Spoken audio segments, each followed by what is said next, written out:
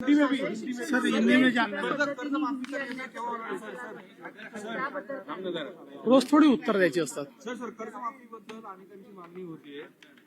भाविकांनी देखील मागणी केली की कर्जमाफीचा निर्णय अजून घेतलेला नाहीये. हे सरकारने शब्द फिरवलाय का? कारण की निवडणुकीच्या काळात देखील महायुतीमधील अनेक नेत्यांनी शब्द दिला होता.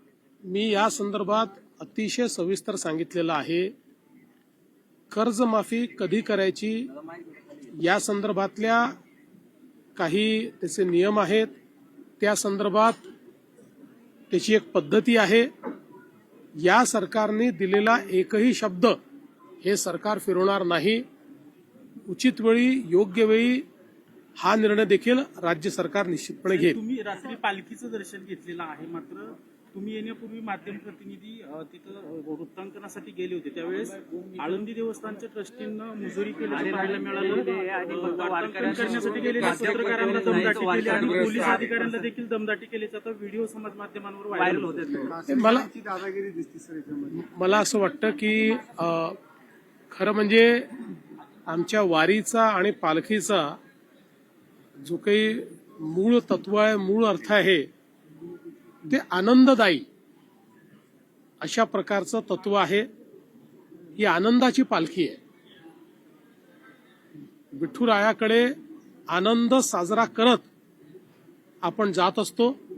त्यामुळे अशा प्रकारची घटना घडली असेल तर ती भविष्यात घडू नये अशा प्रकारचा प्रयत्न केला पाहिजे. त्याकरता संबंधितांशी आम्ही देखील चर्चा करू. अनेक वेळा स्ट्रेसमध्ये, टेन्शनमध्ये अशा प्रकारच्या गोष्टी घडतात, पण त्या घडू नयेत. त्यामुळे आपणही मनावर घेऊ नका. पुढे घडू नयेत अशा प्रकारचा प्रयत्न आम्ही देखील त्या संदर्भात करू. पण अशा संस्थांवर माणसं नेमताना किमान काय जुन्या काळात काही निकष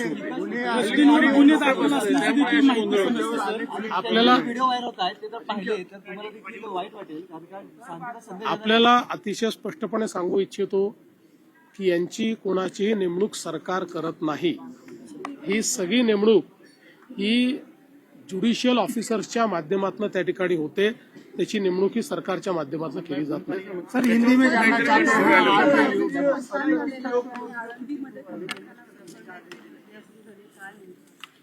असं आहे की जो काही विकास आराखडा आहे त्या विकास आराखड्यामध्ये आळंदीमध्ये एक आरक्षण कत्तलखान्याकरता दाखवलेलं आहे.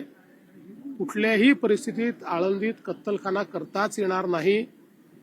त्यामुळे ते आरक्षण वगळण्याचे आदेश हे मी स्वतः दिलेले आहेत आणि मी संपूर्ण आमच्या वारकरी संप्रदायाला आणि सर्व आमच्या वारकरी जे आमचे नेते आहेत त्या सगळ्यांना या ठिकाणी आश्वस्त करू इच्छितो की कोणत्याही परिस्थितीमध्ये आळंदीमध्ये अशा प्रकारचा कत्तलखाना करू दिला जाणार नाही.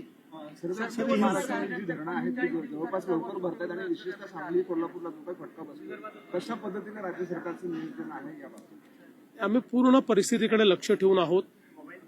कधी विसर्ग सुरू करायचा, कधी तो बंद करायचा, या संदर्भात पूर्ण सगळं नियोजन करण्यात आलेलं आहे. बाजूची जी राज्य आहेत त्या राज्यांशी देखील आपलं कोऑर्डिनेशन आहे. त्या राज्यांमध्ये आपला एक त्या ठिकाणी इंजिनियर हा बसलेला आहे की जो तिथे या पूर्ण पावसाळ्यात तिथेच असतो आणि तिथनं तो कोऑर्डिनेशन करतो. त्यामुळे मला असं वाटतं की योग्य प्रकारचं कोऑर्डिनेशन केलेलं आहे.